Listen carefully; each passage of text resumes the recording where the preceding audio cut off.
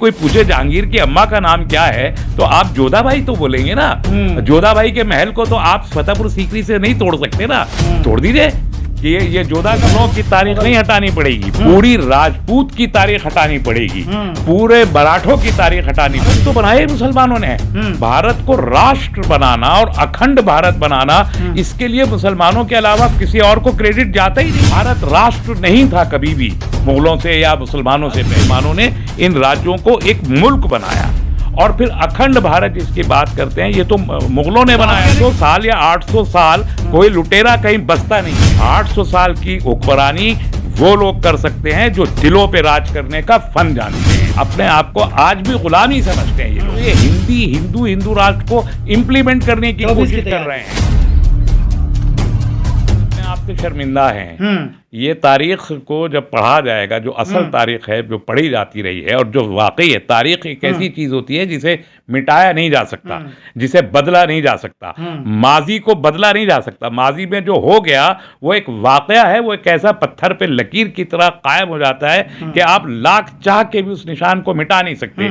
और ये जो लोग हैं, ये छोटा सा एक तबका जो खुद को हिंदुत्ववादी कहता है, जो आरएसएस एक्चुअली है, हिंदू ही नहीं, मैं इसको हिंदू ही नहीं मानता, ये सनातनी नहीं है, ये आरएसएस है। और इनकी जो एलाइड ऑर्गेनाइजेशन है, चाहे वीएचपी हो, चाहे बजरंग दल हो, चाहे हिंदू सेना हो, या जितने भी ये लोग हैं, ये एहसास कमतरी का शिकार हैं। ये इन्होंने उस तारीख को पूरे के पूरे मुगल पीरियड, मुस्लिम पीरियड की तारीख को अपनी गुलामी की तारीख कहा है। अरे भाई इनसे पूछिए, ये तो राष्ट्र ही नहीं था। भारत राष्ट्र नहीं था कभी भी मुगलों से या मुसलमानों से पहले। ये राज्य था, बहुत सारे राज्यों का मजमुआ था। ये अलग अलग जो ऑटोनोमस थे, अलग अलग खुद मुख्तार थे। मुगलों के आने या मुसलमानों के आने के बाद मुसलमानों ने इन राज्यों को एक मुल्क बनाया और फिर अखंड भारत जिसकी बात करते हैं, ये तो मुगलों ने बनाया। कि मुल्क मुसलमानों ने बनाया। मुल्क भारत तो बनाए मुसलमानों ने। भारत को राष्ट्र बनाना और अखंड भारत बनाना, इसके लिए मुसलमानों के अलावा किसी और को क्रेडिट जाता ही नहीं है। ये चाहे जितना लुटेरा क्या है मुगलों को, कि मुगल लुटेरा थे तो फिर लूट के यहाँ आके ताजमहल बनाया और लाल किला बनाया और ये सब बनाया। जो आदमी लूटता है वो तो लूट के भाग जाता है, लूट के बसता नहीं है।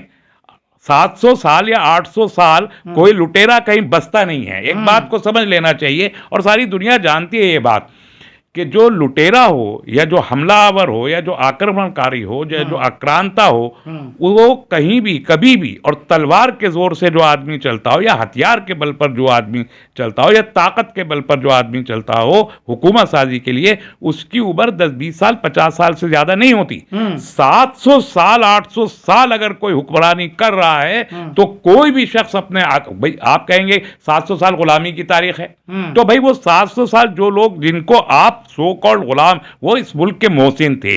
इस मुल्क पर एहसान किया है उन लोगों ने, इसको मुल्क बना के एक तहजीब और एक सकाफत अता की है।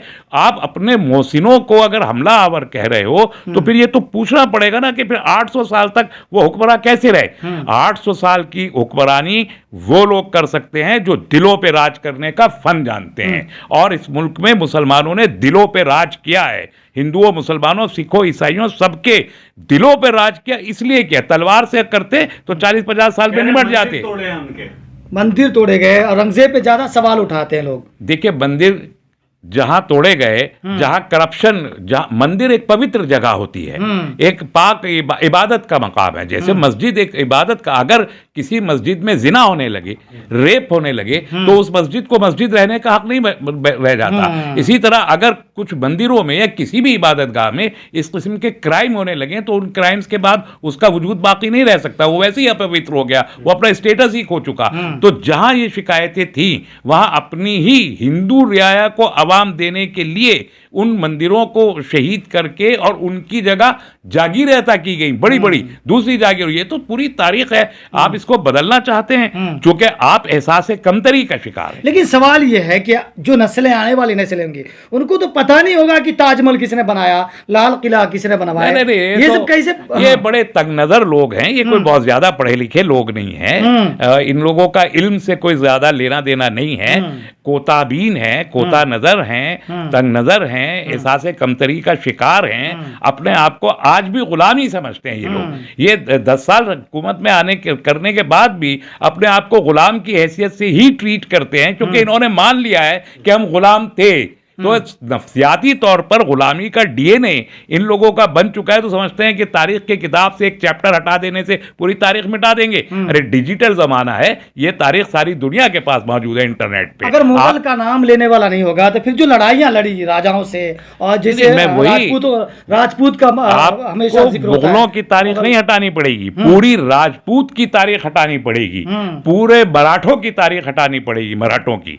तो आप अगर मुगलों, सिखों की भी तारीख है इनके साथ जुड़ा हुआ। सिखों की तारीख तो सिख अपनी जगह अपनी तारीख अभी आज तो जिंदा कौम है, फिर बना रहे हैं। सिखों की तारीख से फर्क नहीं पड़ता, लेकिन मराठों की तारीख का क्या होगा, वो भी हटाने। महाराणा प्रताप का क्या होगा, है ना। और इसी तरीके से अब अभी कोई पूछे जहांगीर की अम्मा का नाम क्या है, तो आप जोधाबाई तो बोलेंगे ना। जोधाबाई के महल को तो आप फतेहपुर सीकरी से नहीं तोड़ सकते ना, तोड़ दीजिए कि ये जोधा का फोर्ट था। तो आप अपनी शमसारी को छुपाने के लिए एक किताब से एक चैप्टर निकाल सकते हैं, तारीख को नहीं मिटा सकते। तो ये मैं समझता हूं कि ये बहुत ज्यादा सीरियस लेने का कोई इशू नहीं है। ये अपनी शर्मिंदगी को मिटाने की एक खिसियानी बिल्ली के खंबा नोचने से ज्यादा कुछ नहीं है। क्या बीजेपी की सियासत में मुगल हत्ते चढ़ रहे हैं या मुसलमान हत्ते चढ़ रहे हैं? देखिए, बीजेपी की सियासत में सिर्फ बीजेपी के पास कोई आइडियोलॉजी नहीं है। सियासत के 4 मरहले होते हैं। एक होता है आइडियोलॉजी, दूसरा होता है पॉलिटिकिंग, तीसरा होता है इलेक्शन, और चौथा होता है गवर्नेंस। जब इलेक्शन के जरिए हम गवर्नेंस हासिल कर लेते हैं, तब हम अपनी आइडियोलॉजी को इम्पोज करते हैं। आइडियोलॉजी क्या है बीजेपी की? बीजेपी की आइडियोलॉजी है हिंदू राष्ट्र, जो इस मुल्क का कल्चर नहीं है, इस मुल्क की सकाफत नहीं है। ये मुल्क जो है multi culture, multi lingual, multi religious मुल्क है 1000 साल से, इसमें कोई दो राय नहीं है। उस हकीकत को समझ नहीं पा रहे हैं। तो इन्होंने इलेक्शंस में किसी सूरत भी जब गवर्नेंस हासिल कर ली है, तो ये हिंदू राष्ट्र को इंप्लीमेंट करने की कोशिश कर रहे हैं।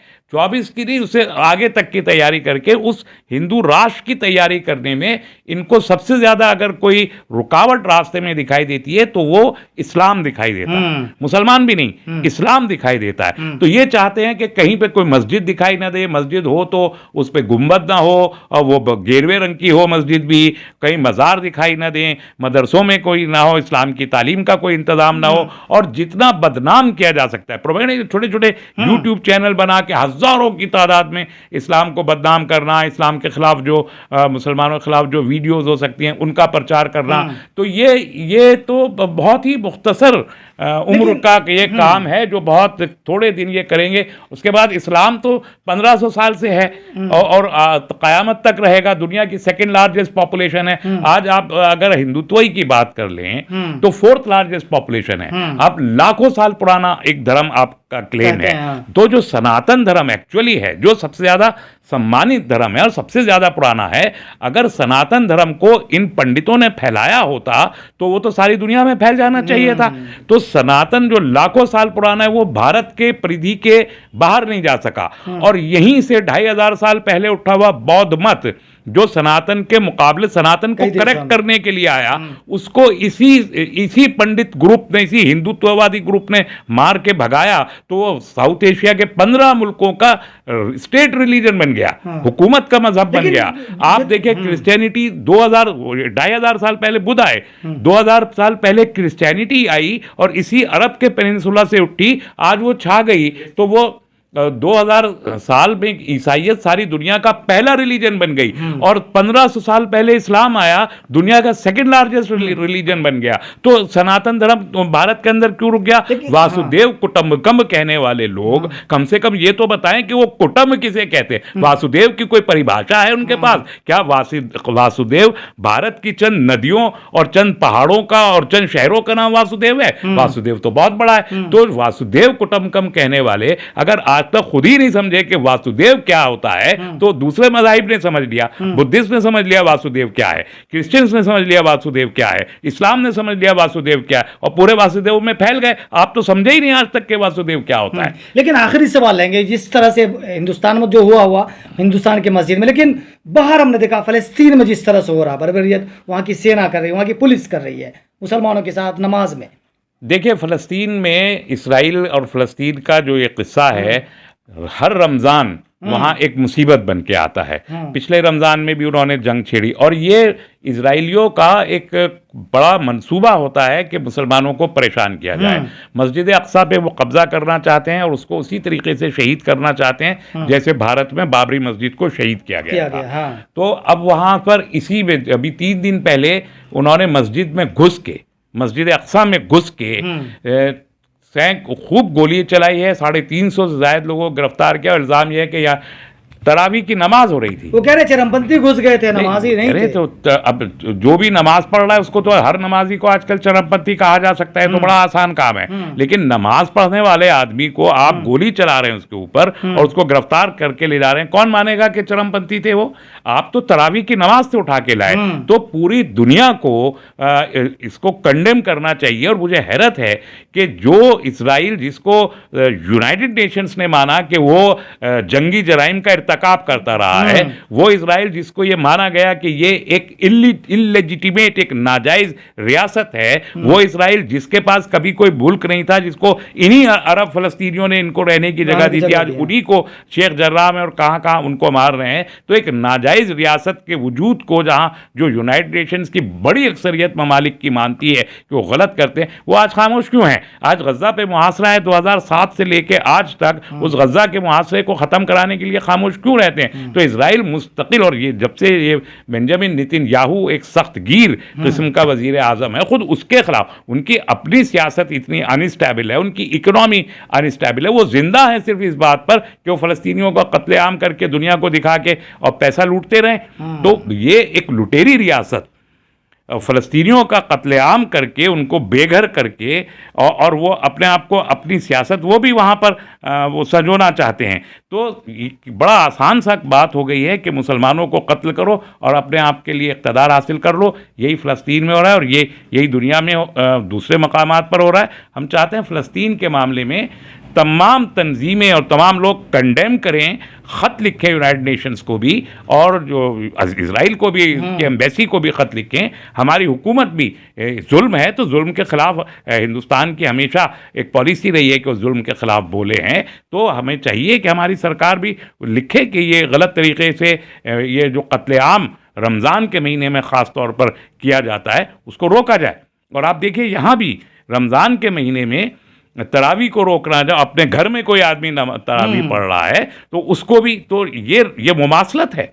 जो फ़लस्तीन में हो रहा है और जो भारत में हो रहा है, ये दोनों एक दूसरे, ये सिमिलर एक एक्टिविटी है। यहाँ भी हर रमज़ान पे जो मुसलमानों के त्यौहार होते हैं, ईद पे, बकरीद और रमज़ान पे, कोई ना कोई हंगामा होता रहता है कि लोग तरावी पढ़ने जा रहे हैं। आप कह रहे हैं कि ये तो यहाँ पे नमाज क्यों पढ़ रहे हैं? नमाज पढ़ना तो जुर्म नहीं है। अपने घर में पढ़ रहा हूँ, मैं अपने घर में 20 आदमी को बुला के बिठाऊँ तो ये कोई जुर्म नहीं है। और उस पर पुलिस का भी एक्शन हो जाए जो वो यकीनी तौर पर गैर कानूनी है। तो ये मुमासलत है फ़लस्तीन में मस्जिद अक्सा पर में होने वाले तरावी की नमाज में कत्लेआम की, और भारत में जो तरावी की नमाज पे, चाहे मुरादाबाद में हो या नोएडा में हो या कहीं भी हो, ये मुमासलत है। ये इजराइल से सीखा हुआ सबक है, और इस सबक को न वो देखें उनका हशर कि वहाँ उनकी पॉलिटिक्स कितना, उनकी सरकार कितनी अनस्टेबल है। हम अपनी सरकार को अनस्टेबल इस अंदाज से नहीं होने देना चाहते, इसलिए इजराइल से सबक न सीखें, बल्कि अहिंसा का जो पैगाम भारत ने दिया था वो इजराइल को जाके सिखाएं।